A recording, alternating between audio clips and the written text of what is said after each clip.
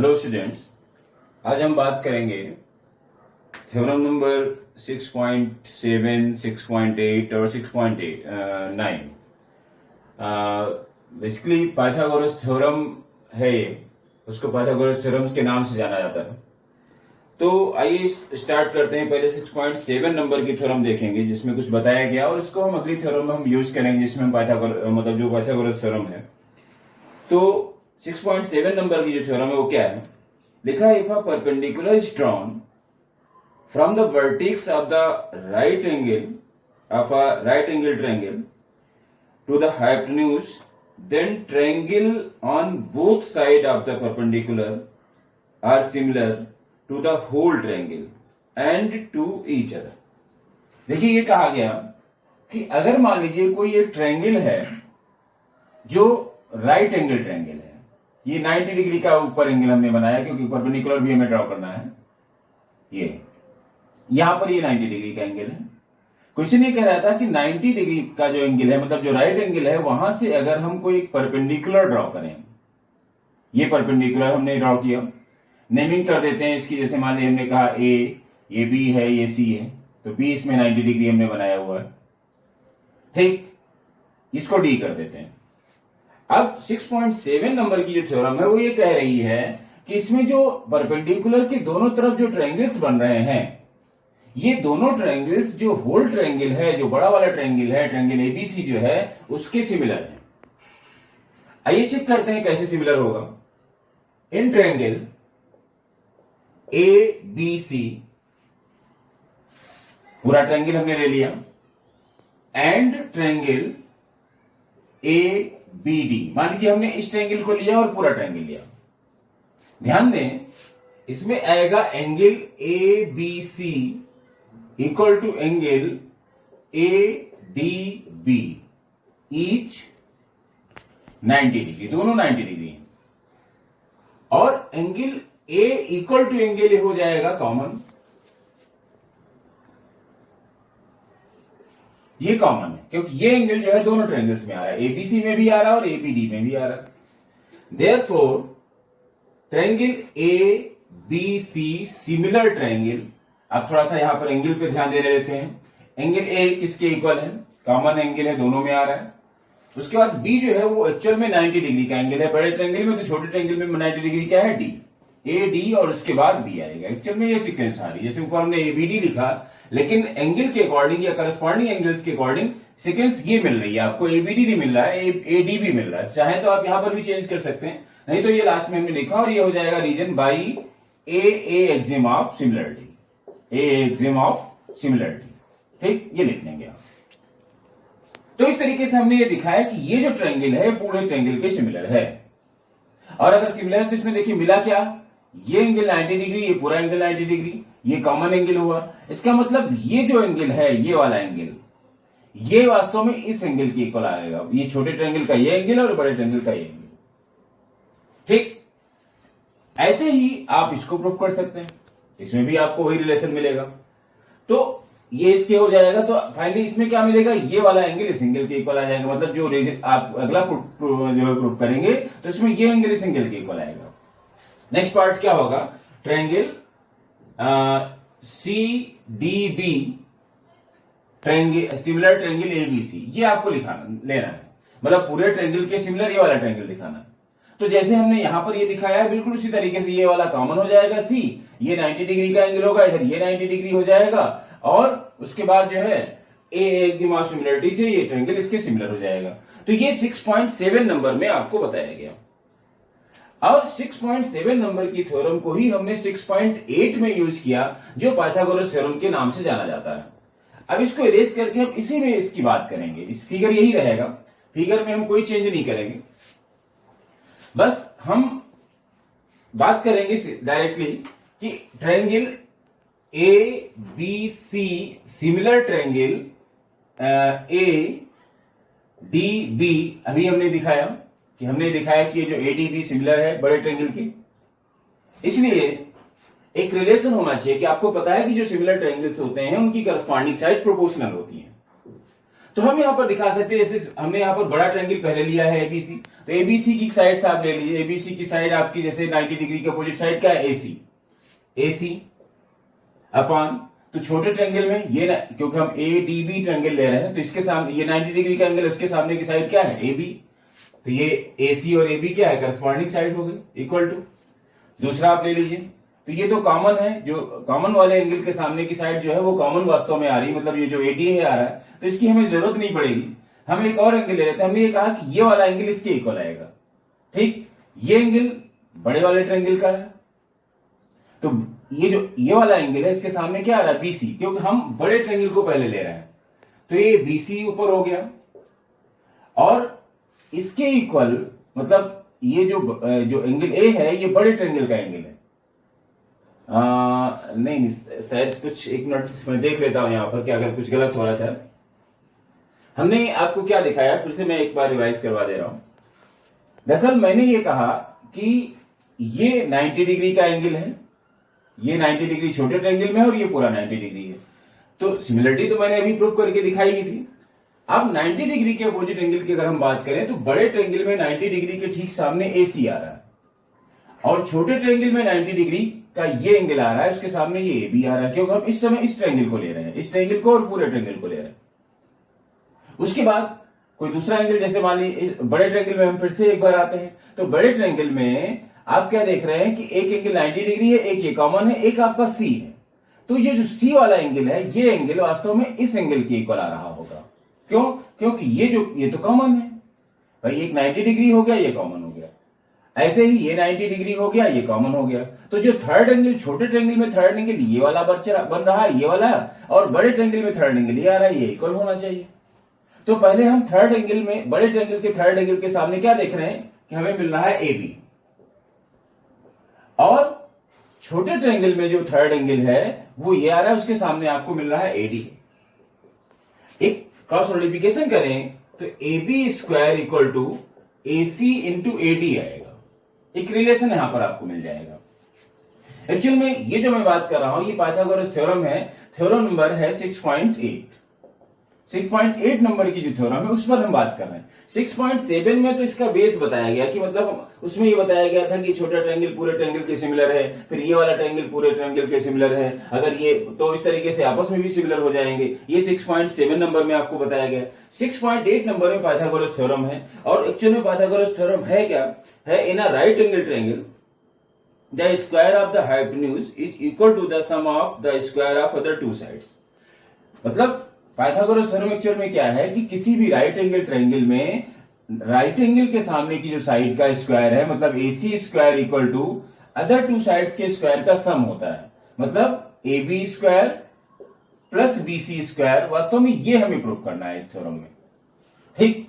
Question क्या है, मतलब थ्योरम क्या कर रही है, in a right angle triangle the square of the hypotenuse is equal to the sum of the square of other two sides. तो एक्चुअल में हमें ये प्रूव करना है 6.8 नंबर की थ्योरम। मैं वही बात कर रहा हूं यहां पर कि हमने एबीसी को इस एंगल के सिमिलर दिखाया और हमें एक रिलेशन ही मिल जाएगा।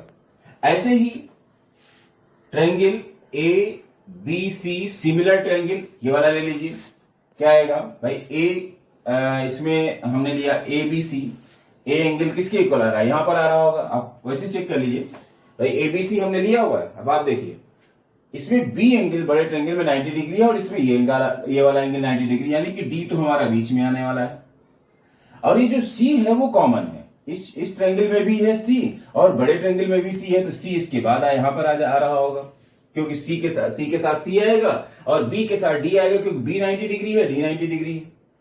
अब इस ट्रायंगल में जो थर्ड एंगल है वो ये वाला एंगल है, ये एंगल थर्ड एंगल, और बड़े वाले ट्रायंगल में थर्ड एंगल आपका ये आ रहा है, तो इसका मतलब ये वाला एंगल इस एंगल के इक्वल होगा। तो ए के साथ, बड़े ट्रायंगल के ए के साथ में इसमें आपको मिलेगा बी डी सी, ये रिलेशन मिलेगा। अब आप यहां पर करस्पॉन्डिंग साइड्स आप यहीं से देख लीजिए, क्योंकि जब हम सीक्वेंस को सही रखते हैं तो हमें फिगर को देखने की जरूरत नहीं पड़ती करस्पॉन्डिंग साइड्स में। आप डायरेक्टली यहां पर लिख सकते हैं ए बी, ये ए बी है, A B upon B D आ जाएगा, इक्वल टू आप AC ले लीजिए, जैसे माने हमने AC ले लिया तो AC अपॉन क्या आ जाएगा, BC आ जाएगा, ठीक। और दूसरा क्या आ जाएगा, AC अपान BC। नहीं, इसका BC पहले लेना पड़ेगा हमें, क्योंकि बड़ा ट्रायंगल हम पहले ले रहे हैं। तो ध्यान दें, यहां पर जैसे AB हमने लिया बड़े ट्रायंगल का, तो इसका ABD हो जाएगा। उसके बाद अगर हम AC लेते हैं तो बड़े ट्रायंगल का AC, ये तो AC हमने मान लीजिए लिया यहां पर AC, तो छोटे ट्रायंगल में ये अगर AC ले रहे हैं तो यहां पर आपको BC मिलेगा, BC। AC के साथ आपको BC मिल गया। अब अगर आप क्रॉस मल्टीप्लिकेशन करेंगे तो इसमें देखिए क्या थर्ड पार्ट भी आप देख लीजिए, यहां पर हमने AB ले लिया, BC AC ले लिया, BC अगर हम लेते हैं BC, अगर हमने BC लिया तो ये DC हो जाएगा। ठीक, अब आप यहां से ध्यान दें तो आपको ये पोर्शन अगर आप ले लें, क्योंकि यहां पर AB और BD हमने लिया, एक्चुअल में ये BD तो कंस्ट्रक्शन वाला पार्ट है, एक्चुअल तो है नहीं, हमने प्रूफ करने के लिए वो कंस्ट्रक्शन किया हुआ था, तो इसकी जरूरत नहीं। इस पोर्शन को अगर हम हटा दें तो यहां पर जब क्रॉस मल्टीप्लिकेशन करेंगे तो ये BC स्क्वायर इक्वल टू हो जाएगा AC इंटू DC, ये मिल जाएगा। अब हमने यहां पर BC स्क्वायर ही क्यों फाइंड किया, क्योंकि हमें AB square plus BC square equal to AC square proof करना था। तो यहां पर हमने ये वाला पोर्शन ले लिया, इसको सेकंड नंबर कर दीजिए, और यहां पर देखिए AB स्क्वायर हमने फाइंड कर लिया और BC स्क्वायर फाइंड कर लिया। अब हम क्या करेंगे, AB square plus BC square करेंगे। ठीक, तो AB स्क्वायर क्या आ रहा है, ये हो जाएगा AC into AD plus BC square क्या है, AC into DC, AC into DC। अब ये हो जाएगा AB square plus BC square equal to, अब आप ध्यान से देखिए AC दोनों में आ रहा है तो AC आप कॉमन ले लीजिए AC, तो ब्रैकेट में क्या हो जाएगा AD प्लस DC, और AD प्लस DC भी AC ही है, तो क्या हो जाएगा AB square plus BC square equal to AC square. और ये फाइनली आपको मिल गया कि AB square plus BC square AC square के इक्वल है। मतलब थ्योरम नंबर जो 8 है, 6.8 है, उसमें ये कहा जा रहा था कि किसी भी राइट एंगल ट्रायंगल में हाइपोटेन्यूज का स्क्वायर अदर टू साइड्स के स्क्वायर का सम होता है। बुक में भी इसको एक्सप्लेन किया गया है, आप इसको देख लेंगे, वहां पर इस तरीके से प्रूफ किया गया है। तो ये तो थी पाइथागोरस थ्योरम। अब आइए एक लास्ट थ्योरम है इस टॉप मतलब एक्सरसाइज से पहले, वो भी इसी थ्योरम से रिलेटेड है, और वास्तव में इस पाइथागोरस थ्योरम का वो कन्वर्स है। 6.9 नंबर की जो थ्योरम है उसमें देखिए क्या कहा गया है। 6.9 जो थ्योरम है उसको ध्यान से देखें। थ्योरम ये कह रही है कि in a triangle if square of one side is equal to the square of sum of other two sides, then the angle opposite to the first side is right angle। Question कह रहा है कि एक triangle है, right angle triangle, ये 90 degree का angle यहां पर है, और मान लीजिए ABC हमने कहा, और ये गिवन है कि AC स्क्वायर जो है वो AB square plus BC square के इक्वल है। फिगर को या तो आप थोड़ा सा सीधा ऐसे बना लीजिए, नीचे 90 डिग्री बना देते हैं और लग रहा होगा, मान लीजिए ऐसा फिगर है, ऐसे।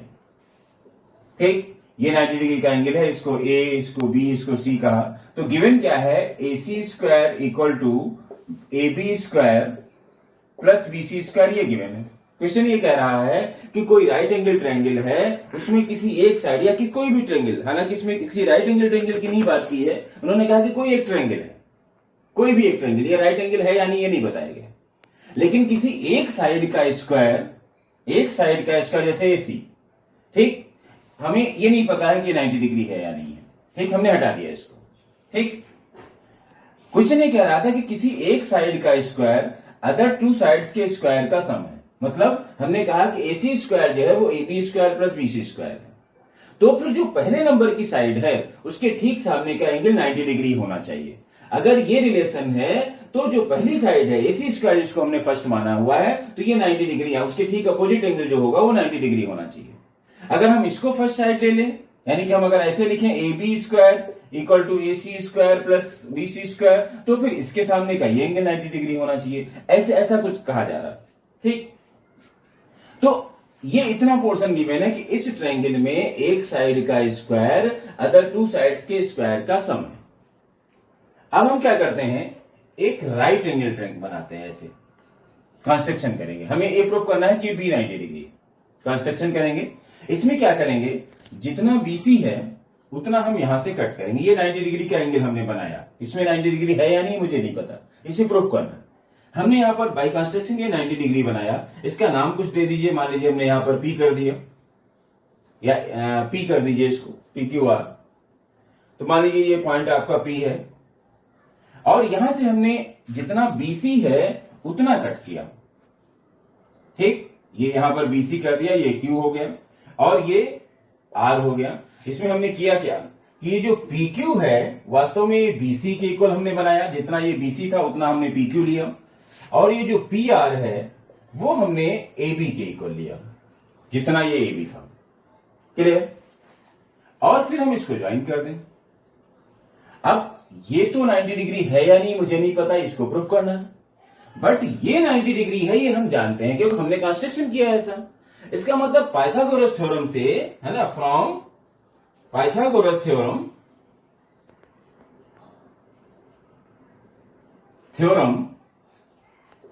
क्या होना चाहिए, R Q square equal to P R square plus P Q square, ये होना चाहिए। क्लियर भाई? अगर ये राइट एंगल ट्रायंगल है तो हाइपोटेन्यूज का स्क्वायर अदर टू साइड्स के स्क्वायर का सम होना चाहिए। अब ये जो पी आर है वास्तव में किसके इक्वल है, बीसी के इक्वल, यानी कि R Q square equal to क्या हो जाएगा, बीसी स्क्वायर। और ये जो पी क्यू है वो किसके इक्वल है, नहीं P R sorry A B के इक्वल है, पी आर ए बी के इक्वल है, तो यहां पर ए बी स्क्वायर हो जाएगा, और प्लस जो पी क्यू है वो किसके इक्वल है, बीसी के इक्वल बाई कंस्ट्रक्शन, तो ये बीसी स्क्वायर हो जाएगा।